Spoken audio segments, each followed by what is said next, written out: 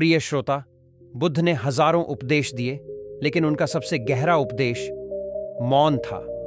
और उस मौन की गहराई में केवल सांस की नाद सुनाई देती थी। कहा जाता है, जब बुद्ध राजगृह की पहाड़ियों में एकांत साधना कर रहे थे तो उनके पास एक भिक्षु आया जो बहुत पढ़ा लिखा था, लेकिन भीतर से व्याकुल। भिक्षु ने पूछा, भगवान, आप तो कुछ बोलते ही नहीं, आपका मौन मुझे डरा देता है। बुद्ध ने उसकी ओर देखा, गहरी स्थिर दृष्टि से, और फिर आंखें बंद कर लीं। कुछ पल मौन छाया रहा। फिर बुद्ध ने धीरे से कहा, मौन डराता नहीं, तुम्हारे भीतर की आवाजें डर पैदा करती हैं। फिर उन्होंने उसे वही सिखाया जो वे हर भिक्षु को सिखाते थे, आनापानसति, सांस का ध्यान।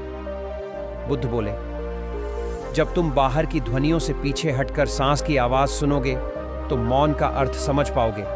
भिक्षु ने पूछा, तो मौन भी एक साधना है?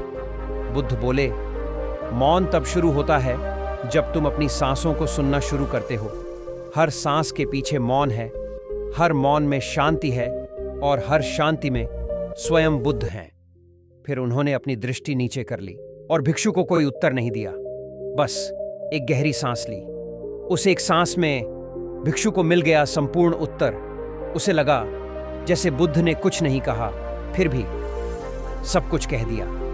प्रिय श्रोता, बुद्ध के मौन को सुनने के लिए शब्दों की जरूरत नहीं, केवल सांसों की सजगता चाहिए। अगर यह कथा आपके भीतर की हलचल को कुछ शांत कर पाई हो तो कृपया इसे आगे बढ़ाइए और धार्मिक सुविचार चैनल को सब्सक्राइब जरूर कीजिए, क्योंकि बुद्ध के मौन में ही आपका जीवन बदल सकता है।